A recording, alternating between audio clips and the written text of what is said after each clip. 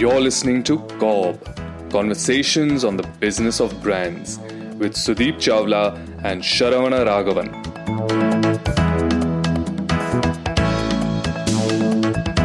We've been talking about frameworks and rules for marketers to follow and how they can be better marketers, Sudeep.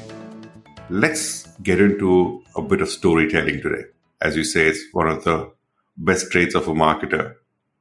And there's no great story without a protagonist and an antagonist. So why don't you take us back to a time where you were up against the antagonist and tell us what you did there as a marketer? Okay, fair enough, Sharon. I think it'll be a good journey down the memory lane for me, and hopefully for our listeners, they should enjoy the story, while they should also be able to link it back to some of the frameworks that we have discussed in the past. Now, before I start the story, let me also say that all of our listeners by now know that Sharon indulges in a little bit of hyperbole, and therefore there is no protagonist and antagonist in this one. There are only worthy competitors, and there are kinds that we learn from, and there are kinds whom we possibly need to teach a lesson or two.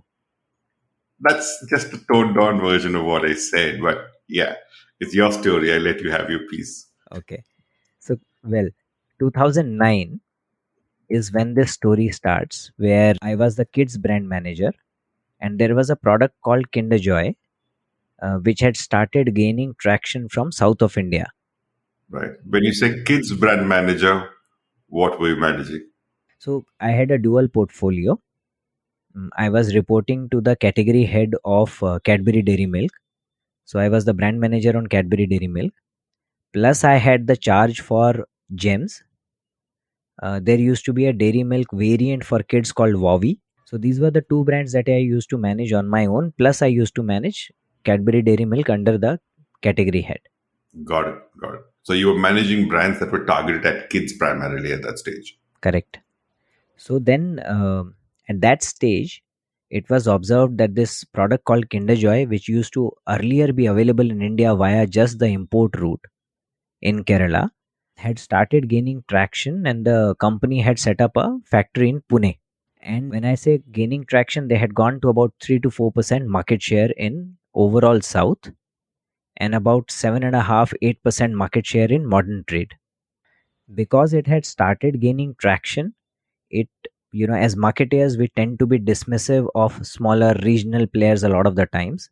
I was also guilty of the same. I did not pay too much attention to it till the time one of our senior organizational directors went to Chennai, and they got this report from the market that this is something which is a rage amongst kids now. And so therefore, first we looked at the Cadbury portfolio across the world, and we realized that Cadbury across the world have never had a suitable answer to Kinder Joy. In Australia, they had made a product called Yowie, a similar to Kinder Joy, a chocolate egg with something inside. And in India, Kinder Joy is a egg-shaped packaging with chocolate on one side and toys on the other side. Globally, you will see it is sold as Kinder Egg, and it's a chocolate egg made of chocolate, and when you eat the egg, there is a toy inside. So Cadbury had made something similar under the brand name Yowie in Australia, but it hadn't worked. There was also this brand called the Creme Egg, right? The Dairy Milk Creme Egg in the UK. Yes, but that Creme Egg only has some gooey liquid inside. It is not targeted at kids at all. Oh, okay. Yeah, so I'm only talking about, targeting Kinder Joy from format, as well as the TG. Yeah. So we realized that there was no global answers to this, and we couldn't have waited for a completely new brand, etc., etc. So we were given the charge to see what can be done, and the timeline was short. Right. So just for reference, Sudeep, what was the Cadbury market share at that stage? Overall market share would have been above of 70%. And Cadbury was reacting to a brand that had 3% market share. Of course, yes. And 3% market share, 4% market share only in South.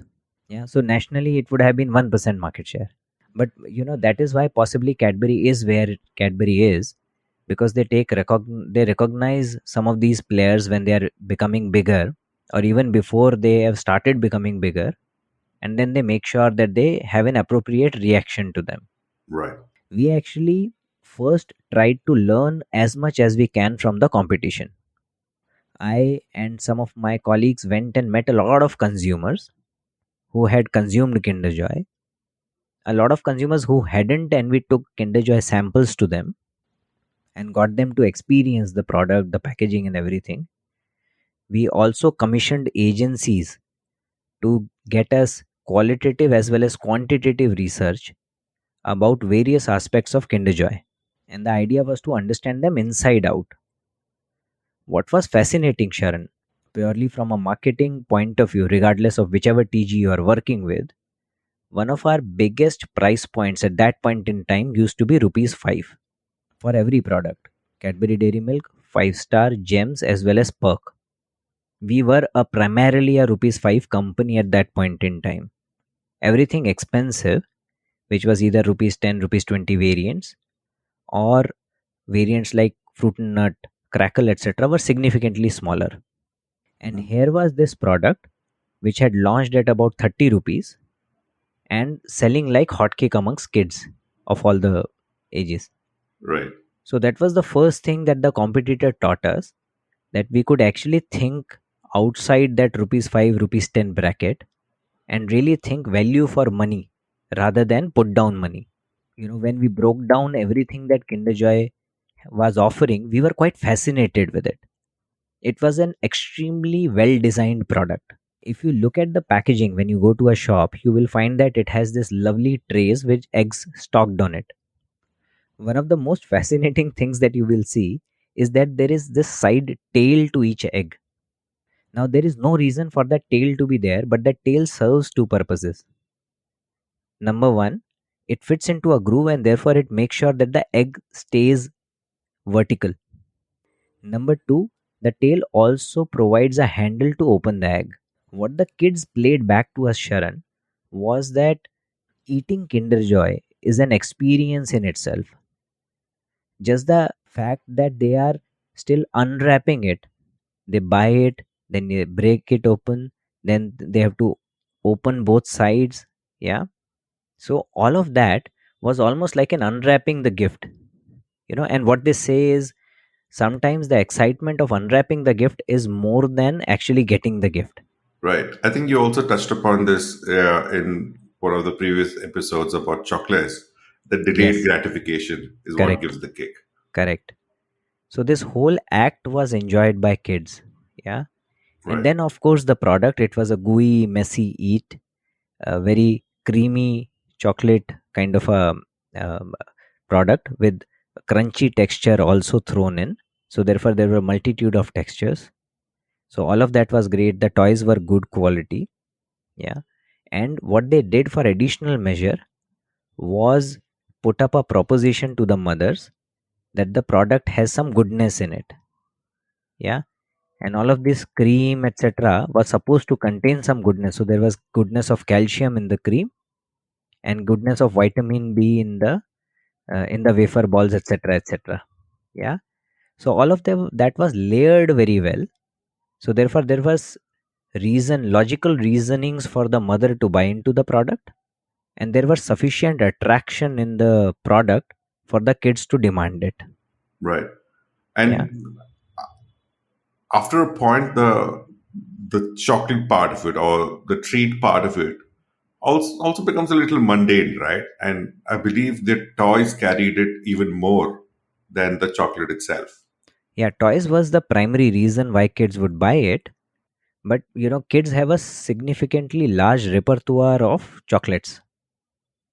So every few days they will consume a number of brands, chocolates and confectionery, and therefore they would yearn for the same old Kinder Joy after some time. So honestly, having the same chocolate inside was not a problem for them, as long as the chocolate taste, chocolate delivery was wonderful, which it was. Yeah, so we learned a lot of things from their communication, whatever they were saying on their packs, as well as how consumers were interacting with them. There were so many wonderful things about them. Yeah.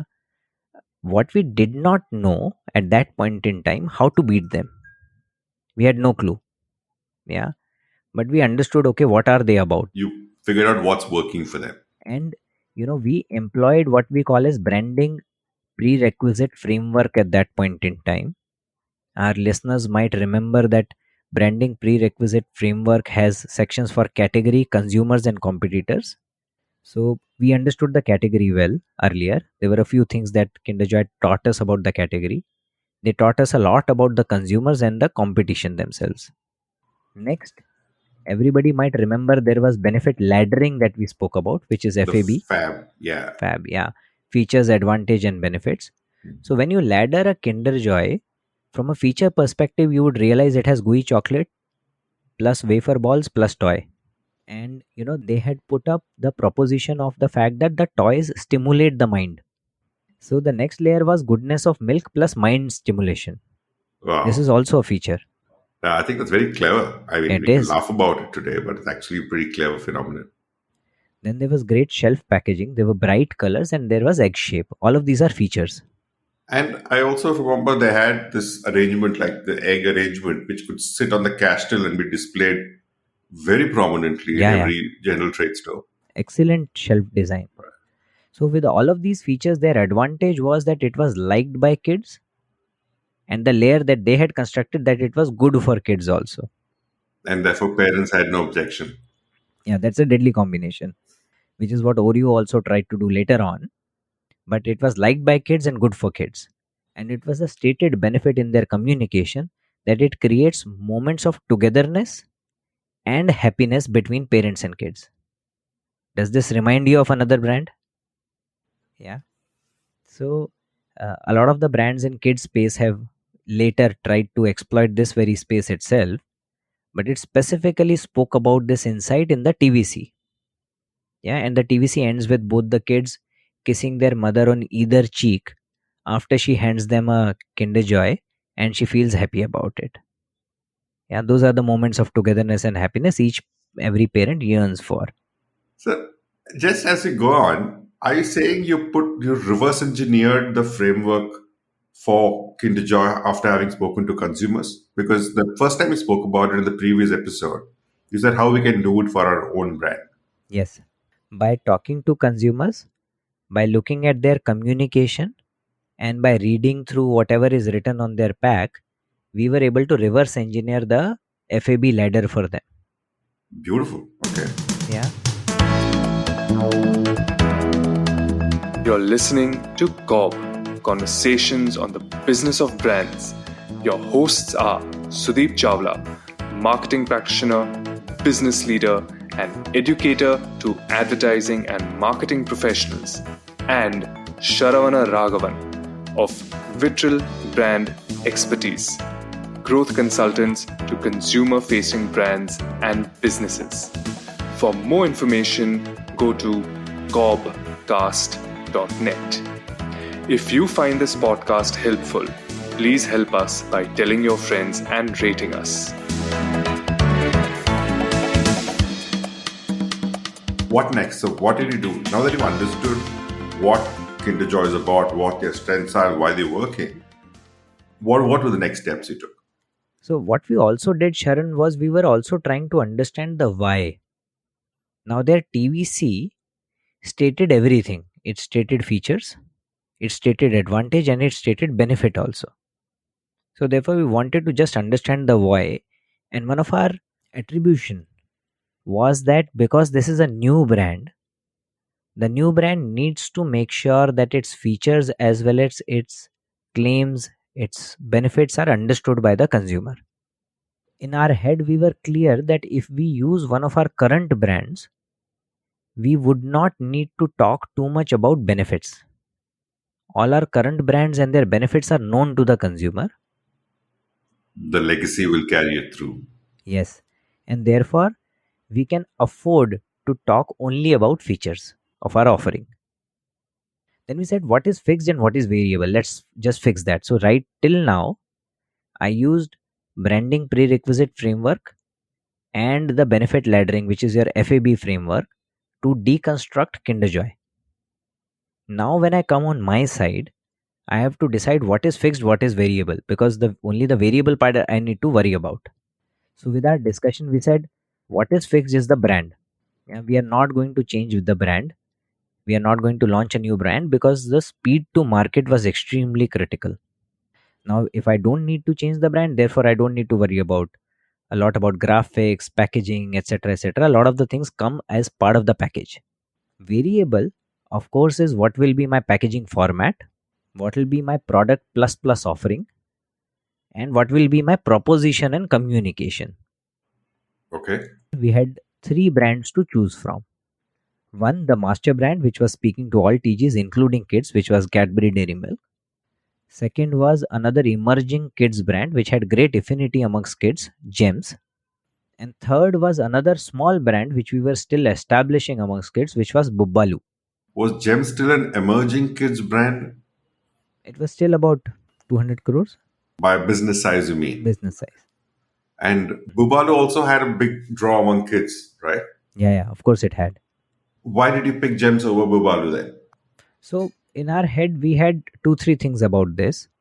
One, we wanted to make sure that the brand had to be strong enough and had to be trusted enough by the mothers, because it will have to occupy a price point where it will get into permissibility or the donor mind state. Fair enough. Makes sense. Yeah. Yeah. So Bobalu till that time wasn't a brand which was actually mother in. It was more kids out. And because it was 1 rupee, etc., so the team was okay with it. So therefore, Gems and Cadbury Dairy Milk both scored over Bobalu on their trust that they had built within the mothers of the TG. Yeah. And we also thought that Gems, because of its multiple color, multiplicity, etc., provides added advantage. And that is how this product called Gem Surprise was born. Now we had to work through the mix. So very clearly we said that we need some kind of exciting package. So I worked with my procurement team, my R&D team, and everybody to try and see what all can be done. We brought it down to the fact that we will have gems for sure in the pack. We will have something else, and that something else ideally had to be a toy so that we could compete with Kinder. Just for your information, Kinder also makes its own toys. Years back, they bought this company over which we used to make toys for them. It was called Magic Production Group, MPG. And Kinder possibly realized that they are selling more toys than they are selling chocolates. So therefore, it made all the more sense to insource the toy company. Yeah, so they bought the company over. Now we had to beat them at that game. And hence, I went looking for toys which could be very exciting. And then my realization was, rather than making the toy exciting, I should make the toy branding exciting. Okay. So therefore, I looked for the most exciting brand amongst kids those days. Franchise. Franchise. And then in Okay. 2009, 2010, Ben 10 used to be the biggest franchise that was available. Yeah. In fact, on 10th of October 2010, which is 10-10-10, Ben 10 had a big hangama in India. Okay. So therefore, we tied up with Ben 10, which was a Turner International property. Yeah. And we said that, okay, whatever toys we put in would be Ben 10 branded, and therefore we should be able to beat Kinder Joy toys because we have a franchise behind us. Yeah. I'm sure a lot of the listeners must have been kids who bought Gem Surprise at that point. Yeah. So. You wouldn't believe the Gem Surprise ad, the first one that I launched with, I had put it up on YouTube about 13 years back in 2010. I still get comments on that ad every month, every 2 months, at least one comment which says, "Oh, I used to love this ad. I used to find diamond head. I used to find forearms in my toys, etc., etc." There's so many teens and adults now who used to be kids then. Yeah. Awesome. And a lot of the people have this remember this childhood via that ad. Well, coming back to the topic, so therefore we said that we will have gems and we will have Ben 10 toys. Now, how do we package them? Yeah, so my packaging partner came up with this idea that let's have a ball. Yeah, put these both inside. Ball will be exciting for the kids, and we will put the ball inside a box. And why did we put it inside the box? Because we were not able to figure out how to make the ball stand still on the tray. You couldn't add a tail to the ball. We couldn't add a tail to the ball. Whatever ball was available, we got the ball made. And we got the ball made like a season ball is made, right? If you see a season ball, it has a seam in the middle. So it has two halves which are joined together, and then they are seamed together. Now this one was obviously plastic, so they had to be screwed together, but it had two halves. And we launched it in the market. So we said that okay, we had great quality Benton toys. We have the trust of gems versus excellent quality chocolate of more exciting chocolate of Kinder Joy, good quality toys. So we said they have possibly advantage over us in terms of chocolate because it is more exciting, new, etc. We have advantage in toys. Right. So we were at par at that point in time. And I remember, when you're saying you put the ball in a box, I remember very clearly that the ball was exposed. The box was more a support system to keep the ball in place on shelf. Yes. The ball was facing frontwards, and about 40% of the ball was visible, or maybe 30%, and the rest of it was tied inside the box. And frankly, we had done a very cottage industry solution. The ball was held inside the box using a double sided tape. Not becoming of Cadbury at all, but desperate times call for desperate measures. So we, in 9 months flat, we got this out. In fact, I received an innovation award also for this. Oh, awesome. Yeah. But again, not just because of me. Credit to the management, which gave a very clear mandate, and all hurdles were removed for me. Credit to the cross-functional team which was working for me, which was working along with me. Now, this was only the first launch that went out, Sharan. Very soon we realized, so we were able to, we partnered with a vendor who got figurines, small figurines of Benton characters made for us. So about 5 or 6 figurines. You remember the figurines? Of course I do. That was my Awesome. life those days. So I can count them on my fingers. So we had 5 or 6 of them, including Wild Mutt, and that is what we launched with. And then we realized that the people had started complaining that they are getting same figurines again and again. So we realized that we need to step up our game. Secondly, as soon as you give the ball to an Indian, what does an Indian do? Cricket. They'll play cricket with it. And this ball was screwed from the middle, and it'll immediately open up.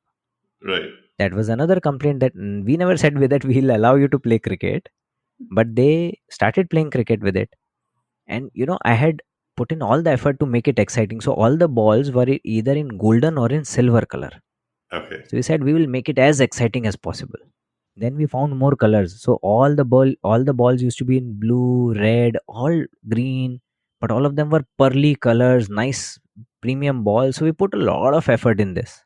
But these are the two factors we identified where we were not living up to people's expectations. And frankly, the team and I saw this as an opportunity to not just to live up to people's expectation, but also to defeat Kinder Joy. Right now, we were at parity. Our toys were better, their chocolate was better.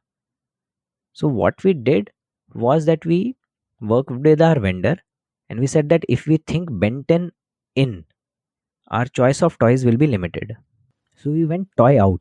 We said, what are the exciting toys we can find in the market? We found all of those. Which one those are good quality and safe enough to be put inside our offering? We chose those. I got about 38 short listings. Okay. So you decided to give up the franchise. No, I didn't. Okay. What I did was I branded those toys with Benton, even if that toy had nothing to do with Benton. So Okay. I'll give you an example. I found a crazy clay. It was a clay. If you make a ball out of it and if you throw it, you expect a clay to stick, right? Right. This would bounce back. Oh, wow. Now, this has nothing to do with Benton, but I branded it as Benton clay. So he said that these are all barriers in our head. Kids are imaginative creatures. Yeah, you give them something, they'll be able to associate Benton with it. All we did was we made sure we made everything green and black, which is usually the Benton color. Benton colors, yeah. So we thought like that. So suddenly from 6 figurines, now we had 6 plus 38. Wow. So suddenly Wow. 44 toys. So that was bumper.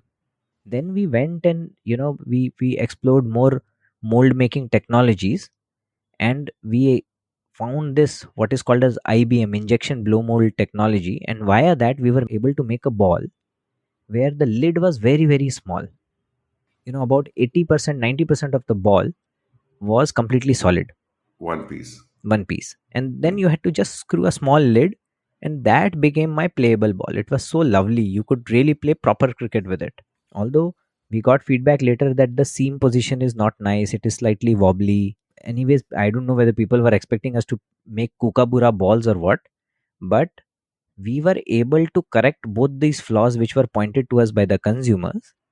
And that is where we got confident that yes, now we have got multiple ticks on our side. So while Kinder Joy has good quality toys and excellent chocolate, we have got Benton toys, we have got unbeatable variety, and we have got a lovely playable ball. And we took the box out then. We went with the balls exposed completely on the tray, and that in fact became more alluring for the kids. Now, as I had said earlier in one of the podcasts, Sharon, your strength of your offer also depends on your ability to excite your sales team.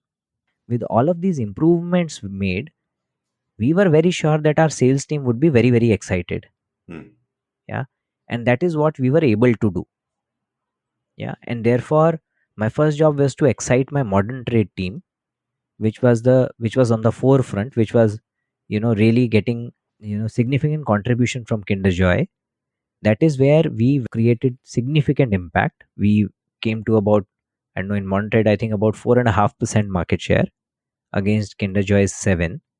So their 7 came down to 6. We gained 4.5 from other players. So we started measuring up to them. Yeah. And similarly, in traditional trade also, we were able to gain significant market share with this. Yeah. And as I said earlier, we got the innovation award also. Amazing. While we were able to do whatever we were able to do, I would still give credit to 2-3 things here. One, possibly a structured thinking, which was taught to us via some of the frameworks that we were using in our early marketing days. Number 2, the clear mandate which was provided to us by the top management. And number 3, possibly the sort of work that we were able to get done via a very very diverse cross functional team. So therefore I was, as to use a phrase which you liked a lot, a king without the crown. Yeah, and you definitely rule the roost there. Yes. I think it's a wonderful story, Sudeep. The way you walked us through the process, and while you say the frameworks helped, I think it's what caught my attention was that how you managed to reverse engineer the entire framework to put it in your language of understanding and then attack. So while you say there's no antagonist here, it is a competitive game at the end of the day. And to go after competition in a step-by-step manner and say what's working for them and be clear enough to acknowledge what their strong points are and then to build up to it. And what also impressed me was that while the focus was clearly on competition, it was also on delighting the consumer and not stopping with beating the competition at one level. I can see how close this been to you because the otherwise very stoic Sudeep Chawla is talking about Benton characters and definitely makes for a wonderful story. Thank you for sharing that with us today. Thanks, Sharon. Thank you very much.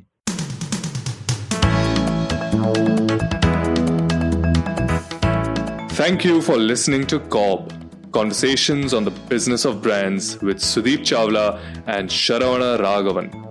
Subscribe and learn more at cobcast.net. That's COBBCAST.net.